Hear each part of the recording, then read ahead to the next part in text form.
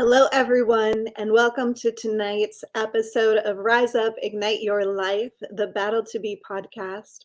My name is Krista Fee, and tonight I have with me an amazing special guest, Keith Knotek, who has an entire lifetime of amazing service. He has been on the bottom and the top and everywhere in between in just about every law enforcement role you could possibly have.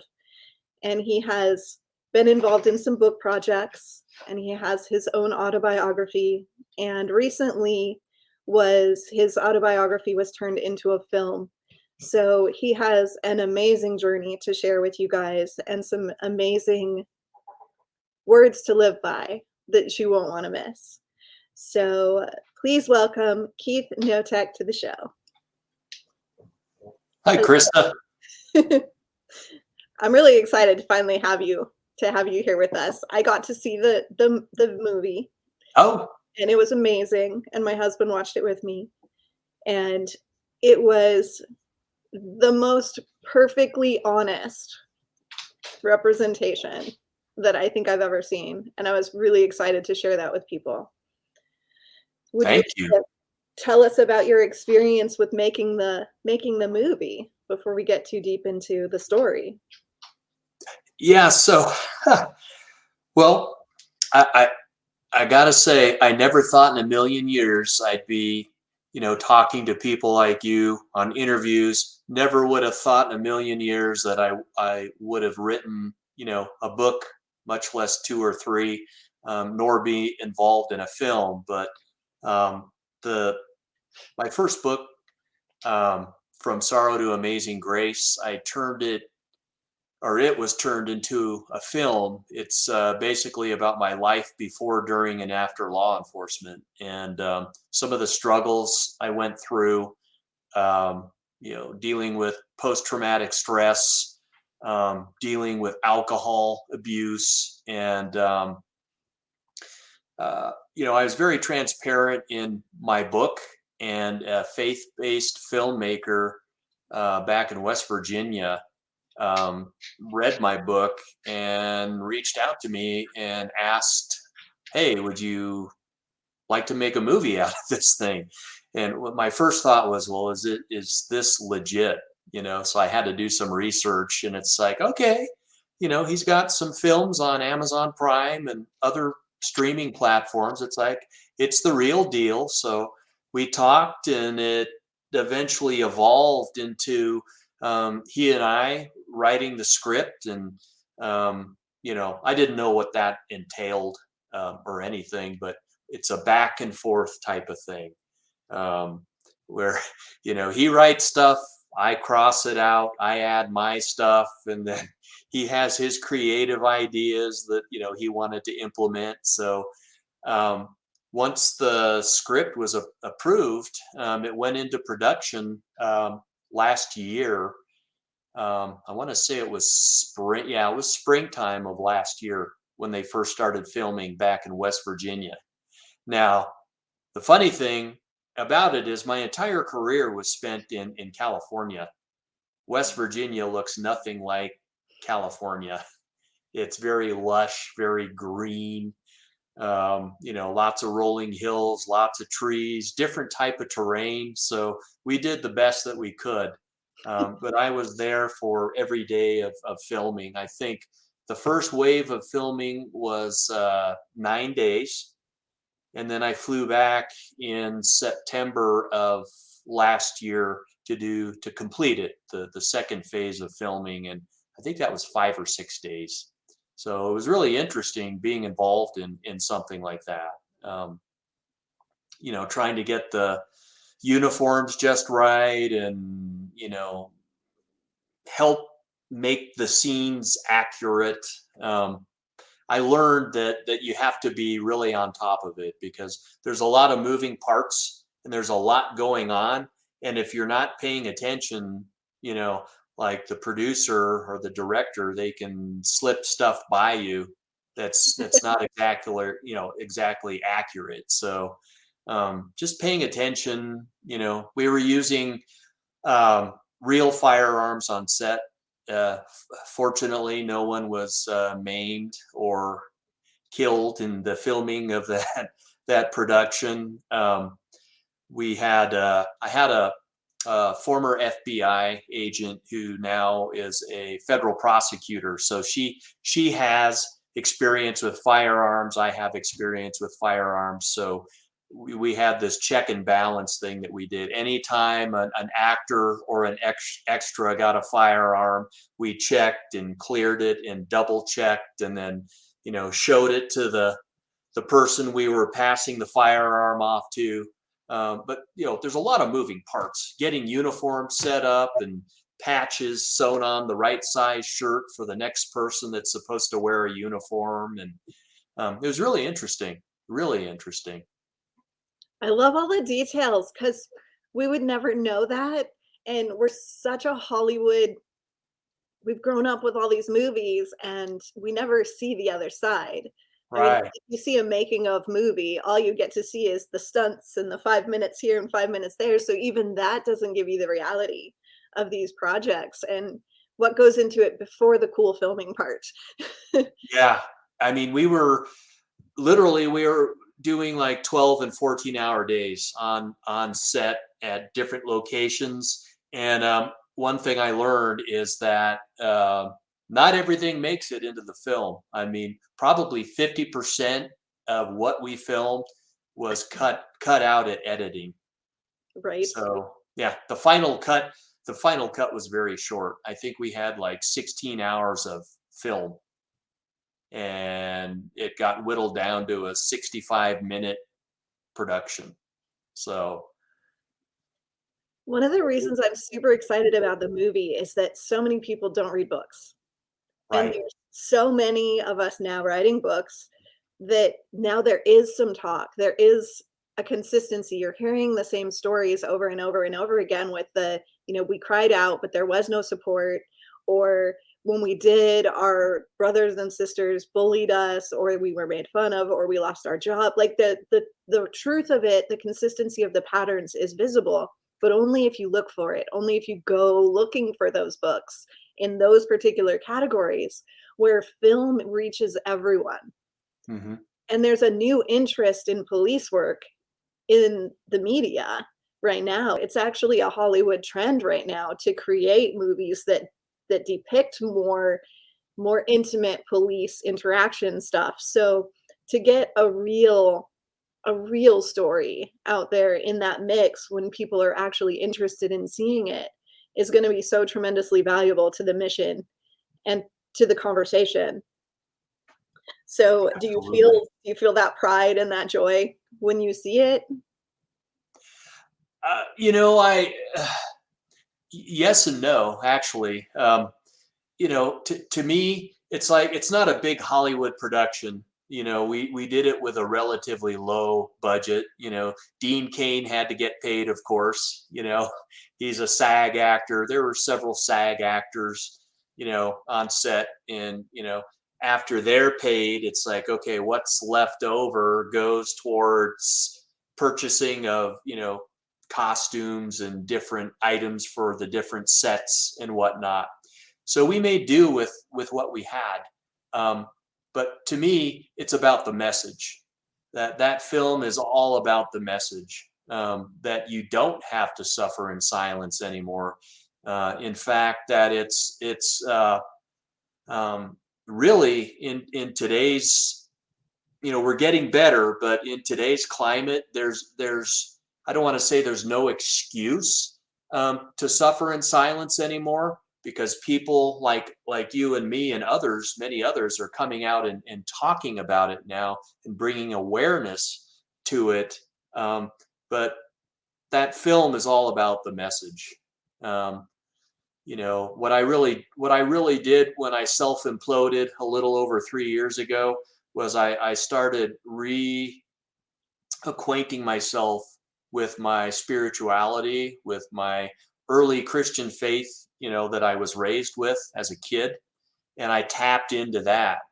And then from there, everything kind of blossomed. It's like, okay, I need to pay attention to the spiritual component of my life, the mental and emotional, social and the physical aspects of my life. They call it the 4 pillars of resilience. And I like to keep it simple. I like to keep it down to the 4 pillars. There are some models that are 6 pillars and 8 pillars. And for me, it's what works is the basic stuff. And that's what brings balance into my life. I love that. Everyone is different. Some people Yeah, like that, like nuanced complexity. I want to, look at all these different things separately. And some people are like body, mind, spirit. right, right. We'll call it good. All those other things fall into those categories anyway. So Sure. they'll be addressed. So tell us, you've already kind of segued there a little bit. Tell us a little bit about your childhood.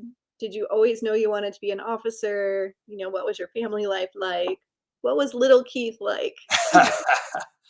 Little Keith was a goofy little kid. I was raised by a Lutheran minister, and then my mom was a stay-at-home mom until I think I was 10, and then she went back into the workforce.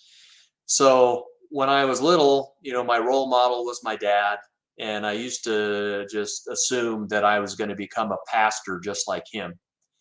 And then I started watching cop shows on TV as a little guy, and I became fascinated by it.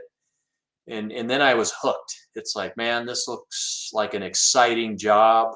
I can make a difference and all that stuff. And I joined the Police Explorers as a teenager when I was 16 in high school. Started going on ride-alongs and all of that.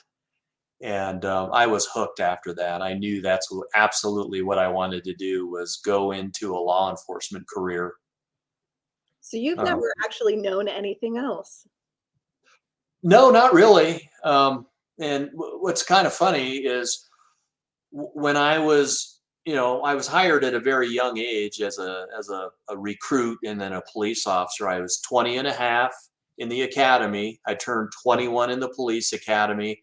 And so when I hit the streets with my training officer, I was a young 21-year-old kid with not a lot of life experience. You asked me what was, young Keith like.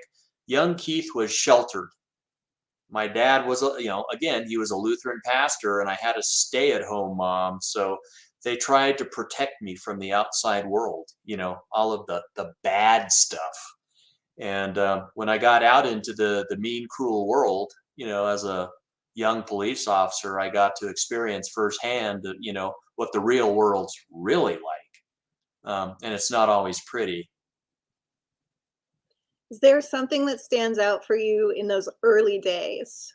What was the first shocking experience for you where you actually went, "Oh, this isn't what I thought it was going to be." Like, "Whoa, I didn't expect this."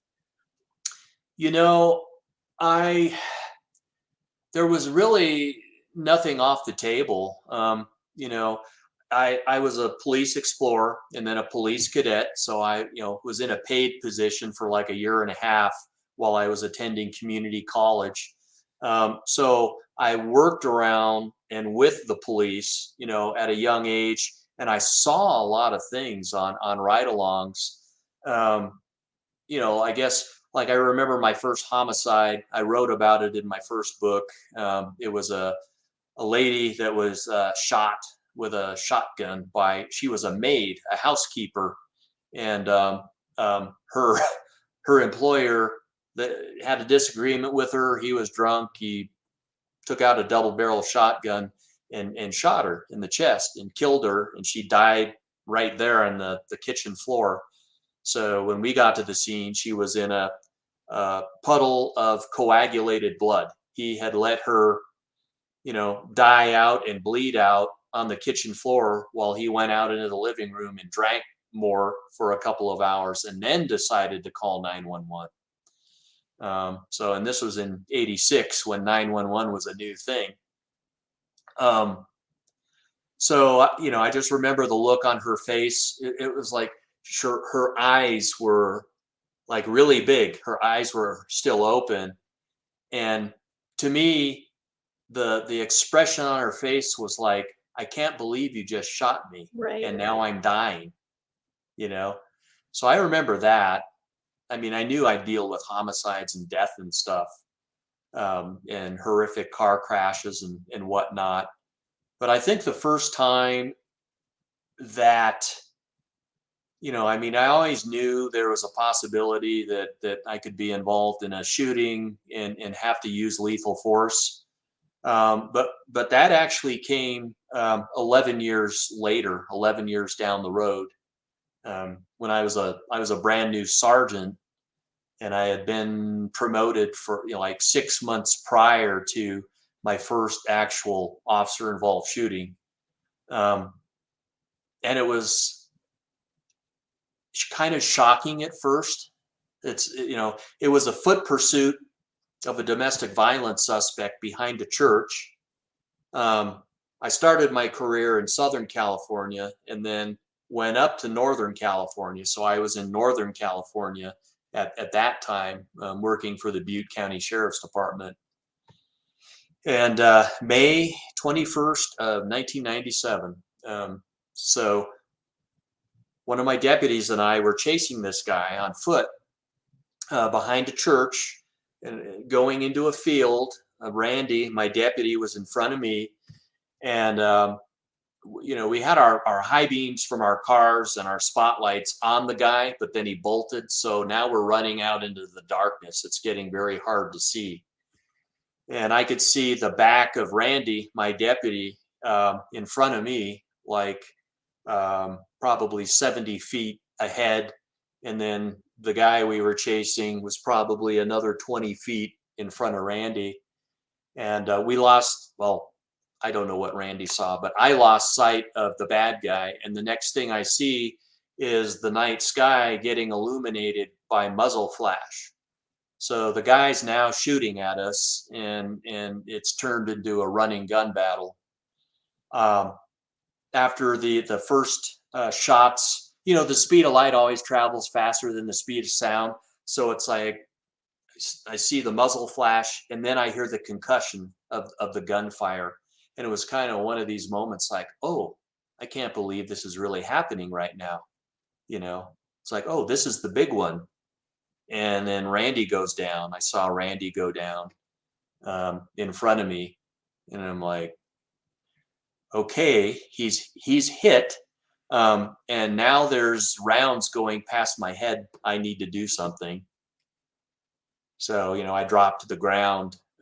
We were running in like this tall, dry grass and brush in the field, and I figured, okay, if I drop in the brush and then roll and then pop up, 5 feet away from where he last saw me drop, if I pop back up in a different location and try to get a good shot, he won't be expecting me to come up.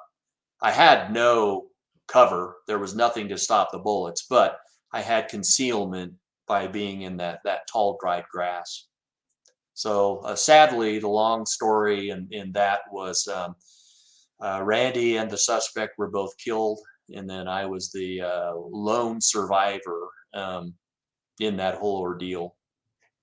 So survivor's guilt is a very real thing. Right. And that was before we had cameras on all the uniforms. So Right. then did they investigated everything to make sure that you were Oh yeah, solid and absolutely. I mean, that's, you don't see that on the cop shows on TV, right? It's like, oh, I got into another shooting today, and then I went and had dinner, and it's like, no. I was driven to the station by one of my deputies. I was sequestered in an office. My other deputy that was on the original call with me, this all started at a house, and then it filtered out into the street. And that deputy was sequestered and seated in another office. And then they called it the rollout shooting team. It was a multi-agency team that was comprised of district attorney, investigators, a deputy DA, and then members of my department and other municipal police departments in the county. So then I had to be interviewed, and you know, I think my shift started at 3 p.m. that day, and then I got home at like 8 a.m. the following morning. Was there any trauma debriefing that occurred during that? They did the best that they could. They had like a rap session a few days later. That particular agency hadn't lost a deputy in decades. Um, so that was the first one in decades. They didn't really know how to deal with it. So they just, had a bunch of us go into the briefing room and talk about it, talk about Randy and cry it out. And then one night in the church parking lot where the incident occurred, there was a candlelight vigil, and some people said a few, kind words about Randy and whatnot, because he was an awesome guy. He was really a good guy. But yeah, and then I got sent 2 weeks later to a department psychologist, a contract psychologist, and I told him everything that he wanted to hear so that he'd let me, go back to work. Because Right. if you fall off the horse, what do? You get back on it and ride it again, right? And that's all I knew. I mean, I started my career at a very young age. I had 11 years into it, and I'm like, well, I'm not going to forfeit my retirement just because of a shooting that I was involved in. So I told the psychologist, yeah, I mean, I'm sad. It's a horrible thing, but I'm ready. I knew that this was part of the job and it could happen, and I was told him everything he wanted to hear. Yeah. So with that, he ticked all the boxes and cleared me to go back to work. And then, it's the same thing day in and day out, night in and night out. yes. So, was there anything that was really obvious to you? I know I talked to a lot of folks that have been through this journey and they loved Mhm. their jobs and their jobs were awesome and they have 20, 30-year careers and they were struggling most of the time, but they didn't realize until everything breaks. You don't even Mhm. notice there's a fracture. You don't even notice the cracks. There's nothing up until that point. So, did you notice the onset? Did you experience any like this isn't right? This is something's wrong here? What was your experience with that like? Yeah, this is how out of touch I was with my own feelings.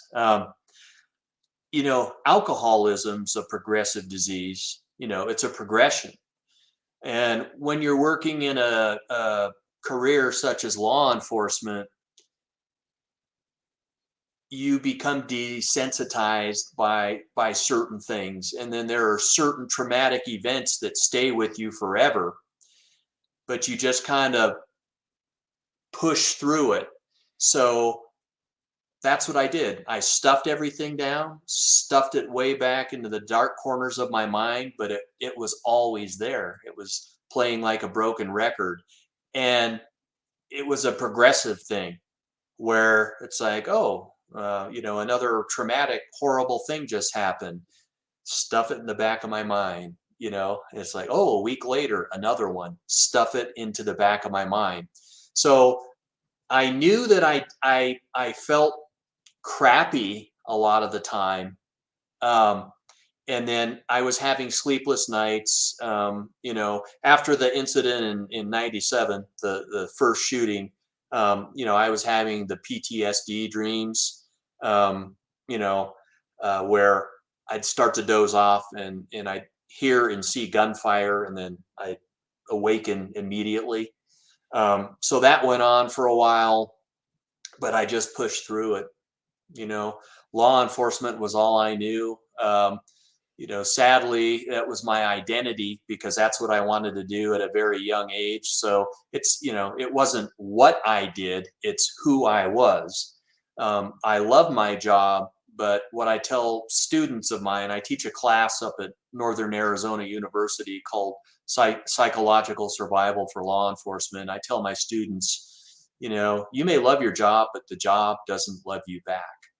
The job is, yeah, it's made up of people, but it's an inanimate object. It can't love you back. So um, that's where I was heading with that, was that I didn't really know that anything was wrong with me. Post-traumatic stress wasn't a buzz phrase, like it is now after the war in Iraq and Afghanistan. When these guys started coming back, you started hearing the term PTSD, and then some people say PTSI now for post-traumatic stress injury. And, I call it, I don't care what you call it, because it doesn't identify me. It doesn't like label who I am.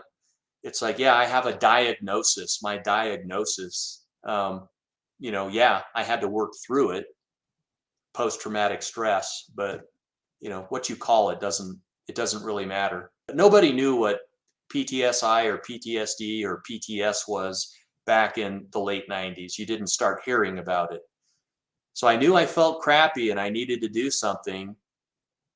So I just started self-medicating with alcohol. That was what I chose to do, because that's what my training officers did in the mid 80s. It's like, oh, suck it up, kid. A lot of my training officers were combat vets in the Vietnam era. So that's how they handled their problems is, hey, have a few shots of whiskey and shake it off and, go to work the next day, you'll be fine. So that's what I started to do. And then the drinking became progressively worse. And then, I subsequently was involved in more horrific incidents. I was involved in another shooting in 2002 on a traffic stop. I was pinned down by gunfire in 2008 on an Indian reservation. Not just me, but a handful of deputies, by some crazy people with one was armed with an AK-47, and then the other was armed with an SKS, which is a Russian-made carbine. And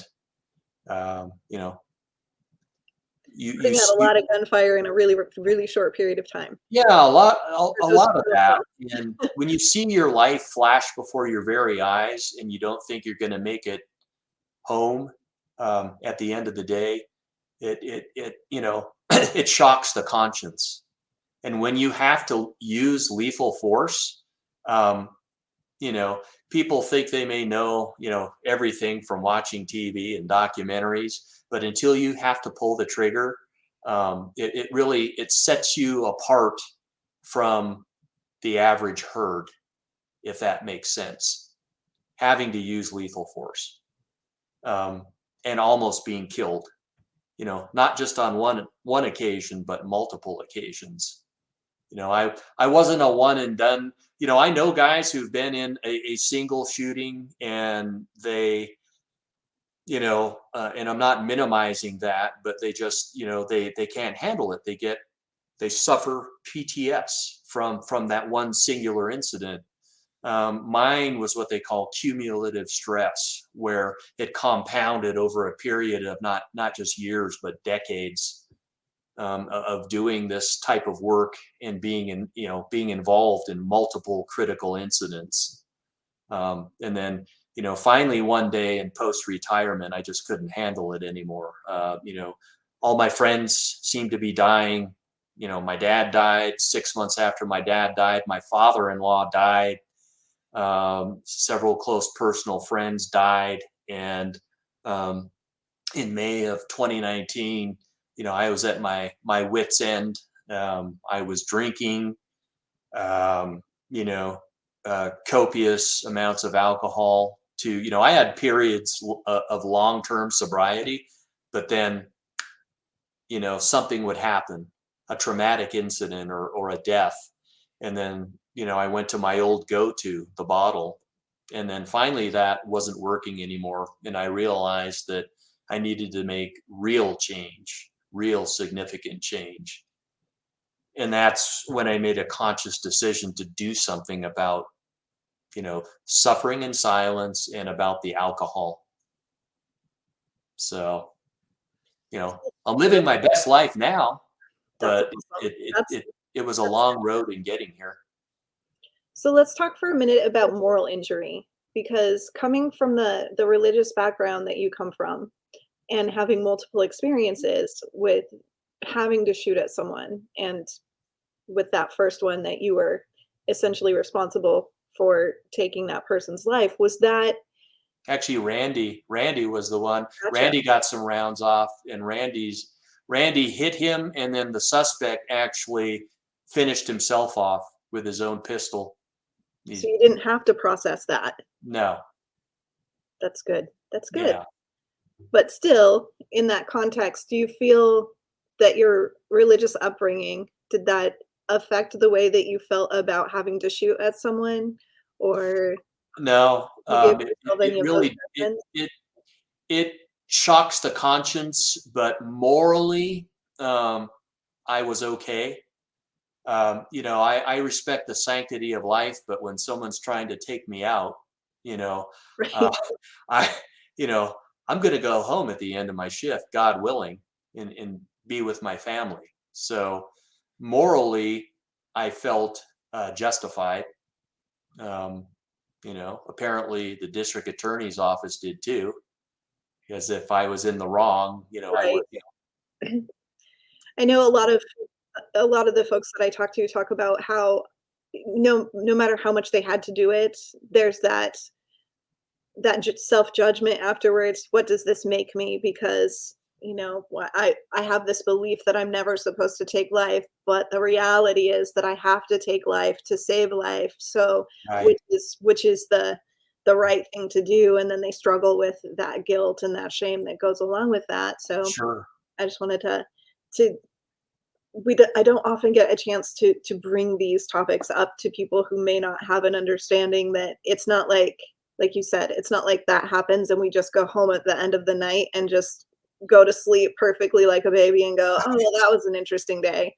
yeah, There's so much more depth to the reality of the job and to the experiences, and I really want our community, people who don't know anyone who does a job like this, to have an opportunity to hear the struggles, to hear the depth of pain that exists just doing this work, and the things that you see and the things that you experience.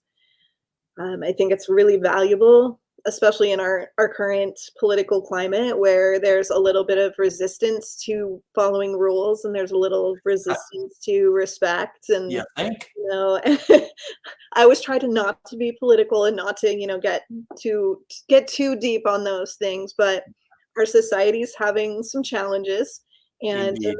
it makes the officer's job a lot harder than it has to be. And maybe if more people understand that it's not a power trip, that officers aren't there just they're there to keep the peace and to protect people, and if we all follow the rules, society is a safe place. And if we don't, if we think that we don't have to, it becomes dangerous very quickly. Right. So, Absolutely. so it's a needed, a very needed role, and and you're human, and that's important. Yeah. Yeah. We're all human, we eat, sleep, breathe, we love, just like any other human being, And we everybody wants to bleed. go home. Yeah. Yeah. But yeah, it's definitely a different type of profession. And I don't want to take anything away from the firefighters either, because like these horrific car crashes and these homicides and murder suicides that we go on, the firefighters are there too. Right. Firefighter paramedics, they're there to do medical aid, save lives, so they're exposed to that as well. maybe not the gunfire and all of that, which, you know, it, the whole shooting thing, it's like a sensory overload, because I can still see bright muzzle flash at night, from the muzzle of my firearm, the muzzle of the bad guy's firearm. I can hear the concussion of the gunfire. It really does a number on your senses, because you're smelling the gunpowder, Right. you're hearing the concussion, you're seeing bright flashes, and you're having to make critical decisions with very little time. Um, So yeah, you probably react to like sulfuric, anything that smells sulfury. And like my personal, I worked in an emergency room and did accident scenes and stuff. So for me, it's like pennies, copper, anything that's really coppery will trigger mhm. that, like that it's almost it's time to be in, it's time to be working, that like there's stress, but it's more of a, okay, I'm on now. What do I need to do? Kind of stress. Yeah. And it's the weirdest thing because people think you're like crazy when things like that trigger you, like counting pennies. I can't, don't give me a jar of change and expect me to be able to put them in rolls. Hmm. I can't do it. So Wow. it's triggers are not necessarily what you think they're going to be. Right. So people who don't understand are like, what? What's your issue? I'm like, I'm What's wrong with you, you crazy person? Yeah. this is a really big deal, just can't explain it, just please honor that I say this is something I'm not going to do, I can't do, and there's a really good reason for it. It doesn't Right. have to make sense to you. Just respect this weirdo thing that I have to avoid. For sure. Yeah. So, yeah, post-traumatic stress is such a multifaceted, multi-layered, complicated thing, and when you have a diagnosis, it's just like your job, it becomes an identity. So Hmm. we can break it down to symptoms and just break it down to, okay, what are you experiencing? What's happening in your life that you don't like? And what would you rather be experiencing? And we can address those things one at a time. I think we have a lot better chance of getting to the place we want to be instead of going, oh crap, I have PTSD. Well, that's a life sentence. I'm always going to have PTSD. It's just going to be Hmm. like this. Like there's no Yeah. hope. There's no cure, right? We say that all the time. There's no cure for PTSD. Well, Right. that's because PTSD doesn't actually exist. it's Well, a you can bunch of different things all together with a label on top. you can manage it, however, you know, and get treatment. That you really can get better. You can start to heal. Um, because, for instance, I knew that my drinking exacerbated my post-traumatic stress, and the post-traumatic stress exacerbated the drinking. Right. The drinking worked for a while until it didn't. You know, I plateaued and then hit a wall, and it stopped working, and it just made everything worse. It made everything about my life worse. So I have this out of control, you know, post traumatic stress, and this drinking that's starting to get really out of control. So I knew that I had to get help for both. It's like I can't just treat one and not the other. So it's like, okay, I need to get into AA. I need to do the deal.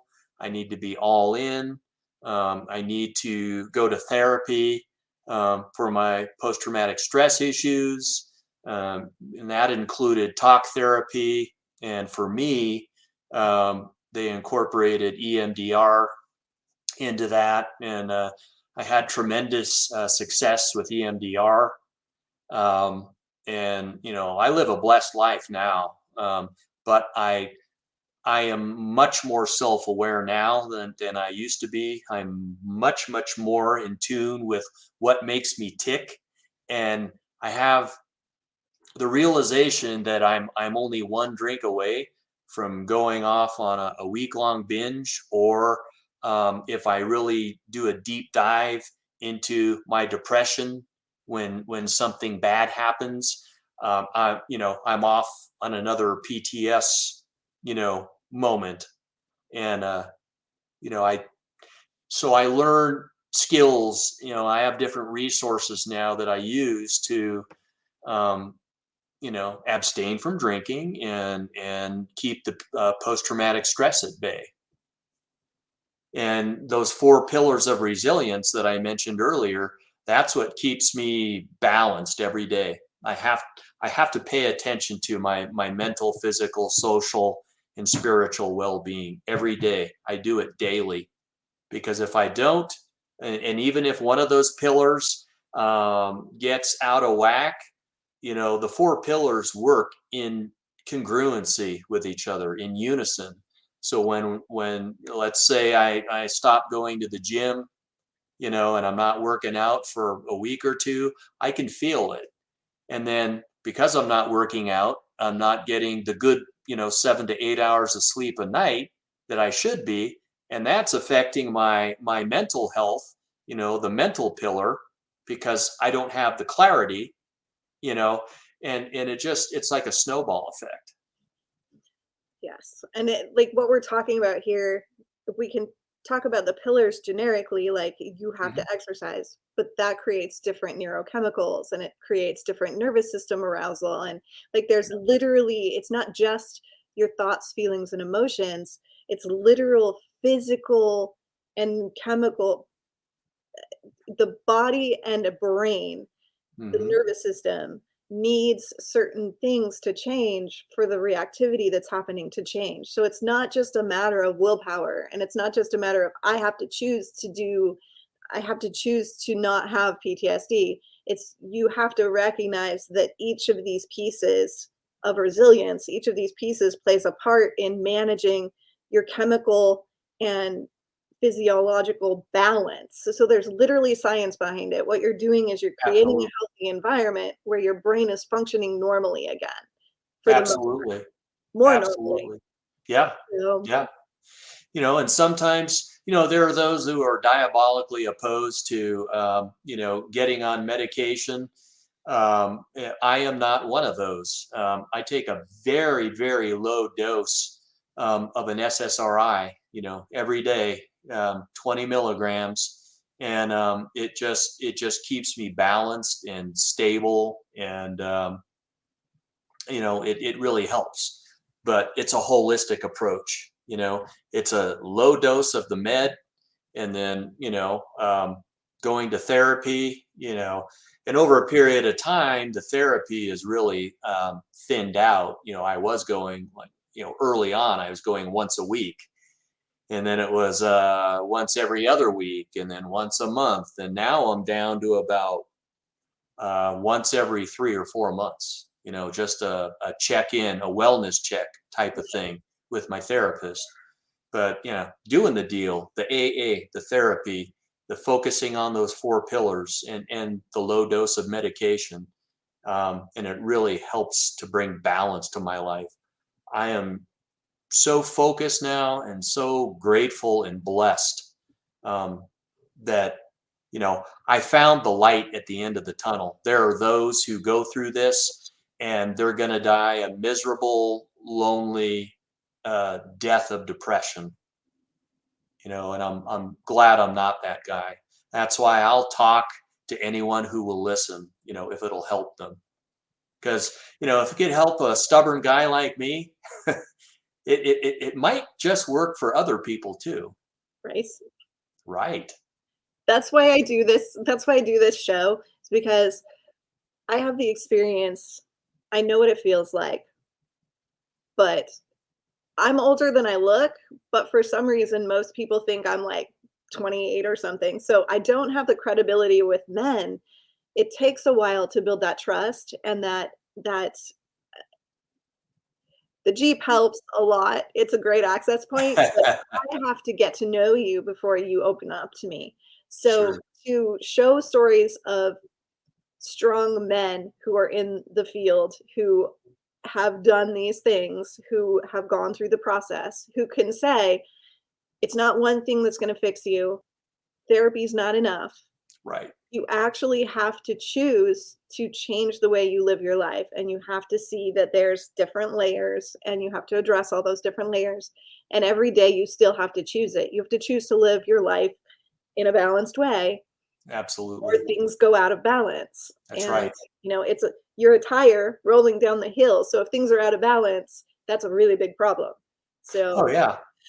so you Yeah. don't get a lot of leeway to go out of balance, because things go very haywire when we get out of balance. But being a small female, it's much harder for me to get the message across to a lot of our folks, especially military Hmm. personnel.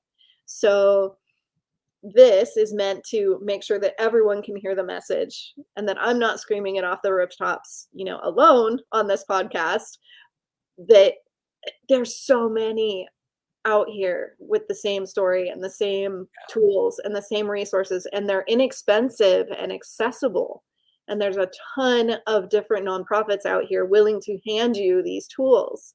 So Hmm. if I don't work for you, or Keith doesn't work for you, or the therapist that you're seeing right now doesn't work for you, you have to love yourself enough to reach out for another tool, to reach out for another resource. Because a Absolutely. lot of times the story is, I went to therapy, and they laughed at me, or they cried when I told them my story, or I felt like I had to take care of the therapist, or there was something in that relationship that didn't work, so now I'm traumatized by my therapy. I'm never going to do that again. Yeah, that crap doesn't work. And Right. if that was your experience, that was just a relationship that wasn't meant to be. You weren't a good match for each other. So, Hmm. but there's thousands upon other people that you can go to that have someone is the right match, that will give you the keys that you need for your life. Absolutely. So Absolutely. it's experimentation and Yeah. Yeah. exploration. Yeah. Keep trying until you get it right. I'm blessed to have the guy that I have right now. He's excellent. But another thing I might add also is that um, to the listeners, if you're going through something, don't do it alone. That's what I did for many years. I kept everything stuffed inside, and I didn't talk to anybody about how I was feeling. I put a fake smile on every day and went to work. um, you know, reach out for that hand of help. There are people who truly do care, and that's part of that social pillar is, and I teach it in my class, um, is fostering, nurturing, and developing those relationships with the people you care about the most. Your close friends and your family, people who validate you, and cut the crap. Get rid of the toxic relationships that are no good for you. Even if the person is a family member, you gotta cut that toxic those toxic ties, because those people don't validate you. They don't add value to who you are in the relationship. Cut it out. So surround yourself with good quality people, good solid people. So do please message me your person that you trust to work with, the therapist. On our website, we are working on putting together a resources list of those that have been recommended by first responders to work with Great. first responders and can handle the situations. We've heard too many stories of therapists that are not trauma prepared and are not first responder trained, and that's a very different thing, and it's not a natural, like, just because they're a therapist does not mean they're fit for Oh, the absolutely. process. You So know, if we can get a really good list of people who are, it makes it a lot easier for people to find those who are proven, so that we have less of these bad experiences and people who stop seeking care, because I feel like that's a real travesty. It's very sad to hear when people call a hotline and th're on hold for 3 hours, oh yeah. and No, I he's just can't. he's excellent. I'm a veteran too, but a veteran of California National Guard. So I was a traditional guardsman, while I was a full-time police officer. But my therapist used to be a therapist with the VA here in Prescott, Arizona, where I live. So he definitely has a background with dealing with military folks. And Yes, perfect. yeah. That would be great. You might want to just double check with him and make sure that he wants to be on the list, because you might get more phone calls than he wants. But if he's open and receptive to that, I would like to definitely add him there. And before we go, shameless plug, go ahead and talk about your books and your movie and how people can find them. Oh, sure. So let's see. This book, that's my first. There it is. That's the first one, From Sorrow to Amazing Grace. This one's obsolete now.